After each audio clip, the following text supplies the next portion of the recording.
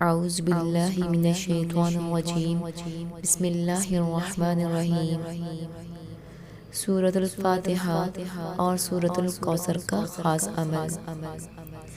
کام میں رکاوٹ ہو، کاروبار کا مسئلہ ہو، رشتوں کی بندش ہو، جسمانی اور روحانی مسئلہ ہو، رزق میں تنگی ہو، صحت کا مسئلہ ہو، بخار، سر درد یا کوئی اور بیماری ہو تو ایسے تمام مسئلوں کے حل کے لیے یہ عمل آپ کر سکتے ہیں۔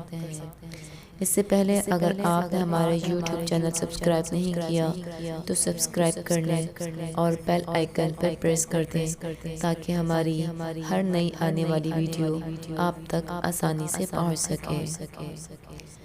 تو اس کا طریقہ عمل یہ ہے کہ اول و آخر 11 مرتبہ درود شریف پڑھ کر اس کے بعد سورۃ الکوثر 11 مرتبہ اور سورۃ الفاتحہ 21 مرتبہ پڑھیں۔